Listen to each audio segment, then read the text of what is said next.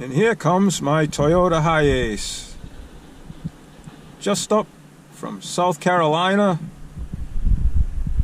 Right after that, come up here. And there she is in all her glory. Look at that. This is the first time I've seen it. First time I've ever seen one in real life. Alright, I'll be back. Alrighty, hey everybody. It's been a long time coming. I finally, last night, came in my 91 Toyota Hiace. I've been waiting for this. I started working on buying a Toyota Hiace pickup back, probably doing research in last April, so almost a year ago. Picked the company that I wanted to have import it for me in June. I chose Mayberry Mini Trucks. They're awesome. They're down in North Carolina. Tony and Stephanie are great. You're looking for a mini truck, they're the folks, I'll tell you that right now. They have the most beautiful mini trucks in the U.S. right now. But back to my Hiace. I told them what I was looking for. I gave them told them a certain amount that I could spend. And this is what they came up with.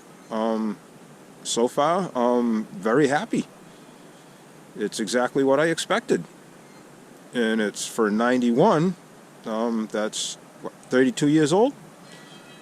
It's in excellent shape. I'll give it that. Definitely different than American pickups, for sure, for sure. I like the cab over design.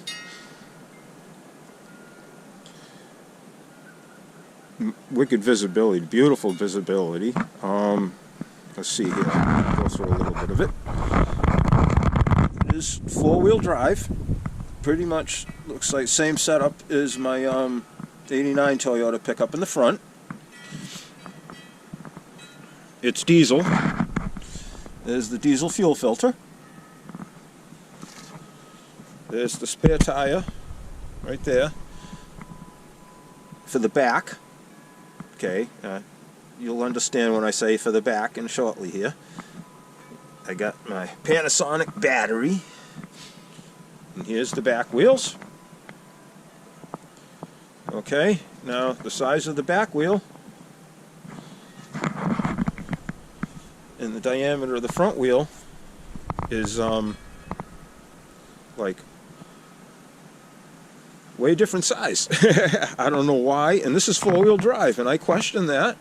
And in Japan, this is what they do. They use a lower profile tire on the back than they do the front. Way different. Okay, bed sides fold down, and you can run with them laying down too. They don't hit the tires. I didn't measure the bed, but it's got to be 9 feet long anyway. Probably, I'm going to take a guess. I'll put it in the writing words, how the size of the bed. I'm just taking a guess. It's probably about 6.5, 7 feet wide. And here's the spare tire for the front of the truck up underneath here. I don't know if you can see, it's pretty dark. Tailgate comes down, you just flip the things up, move them over, drop them in, nice and simple. Pull the latch, undo the little hookup out front right here. And then the sides fold down. Now you can see it's pretty dark. There's the fuel tank. Antifreeze puke bottle. See if I can get back far enough here so you can really see the difference between the front and the back tires. Yeah. At first, I'm like, there's something wrong with that. It's not supposed to be that way. It wouldn't work. And obviously it does. I'm going to have to, I'm thinking of changing the rear axle. Because the other thing I do realize too is we have the traditional American style Toyota pickup 4-wheel drive 6-lugger on the front. And we have the Japanese 5-lugger on the back. So we have actually totally, really different. They say if anybody can tell me why they do this, the only two things I can think of is a lower profile tire will take a better load.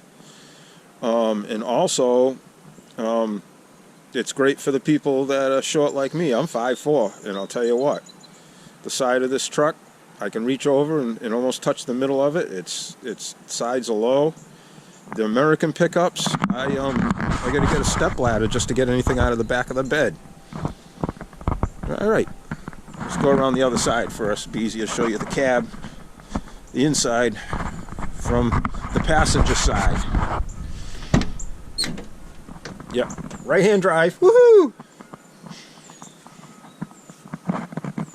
Front seat, 2 passenger, driver's seat, 1 passenger. Got a lot of headroom, a lot of visibility. Nice windshield washer bottle. This here, it says FA or EA. That is the air intake control for the engine. It'll take in, if you pull it out, that will take the air from inside the cab for the engine instead of from the outside atmosphere. I don't know if it's for water fording or really dirty, slushy, nasty, you know, whatever may have you. So I thought that was pretty cool. We don't get that option in this country.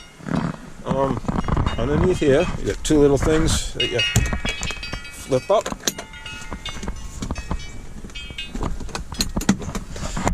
Right. There's the engine. The radiator. Yeah, nice little 4-cylinder Toyota diesel.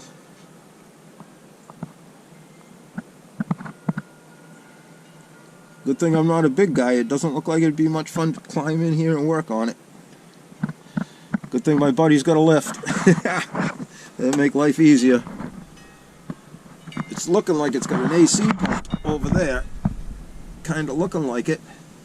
But I was looking and there's no AC controls on the dashboard. So that's kind of a wonder for me right there, unless that's some type of a pollution pump or something for the diesel. Not quite sure, I'll have to look into that. I don't know too much about this engine. Okay, drop you back down. I got owner's manual. Only thing is, Toyota I can read. Says you touch down here, I can read that. Everything else on this side is all in Japanese. And then we got on this side, fun to drive. Techno, I'm gonna have to look that up and see if it might be an insurance company. I don't know. But everything, it's like a road map, and I don't know what any of it says. I'm still working on learning English. Okay, let's go around the other side. That must have been the company that had it, ARG. When I cleaned out the bed, it had plywood bolted down in the bed. I took the plywood out, it was in pretty tough shape. And it looked like probably between all the like iron filings and rusty stuff like that from grinding and welding. I think it belonged to a welder or a company that did welding, not quite sure.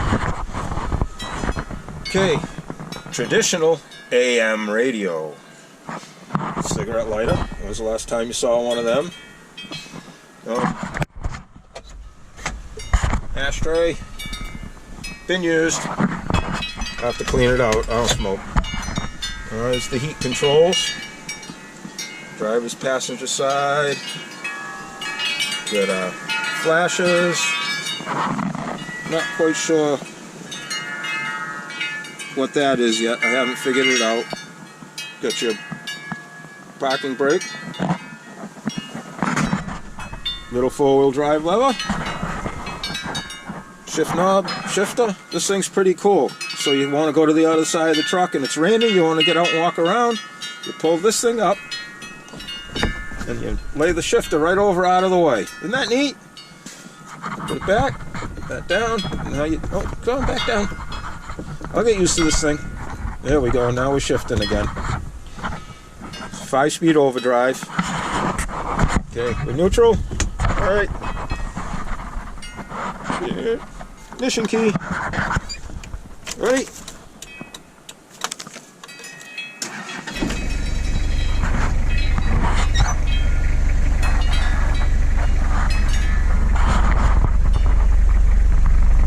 Sounds pretty sweet.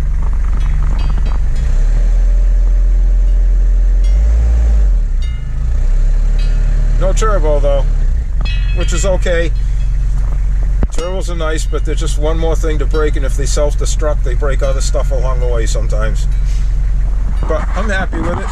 Got, see if you can see this here. 69,936 kilometers, which is roughly about 41,000 miles. So 91, it's still a virgin.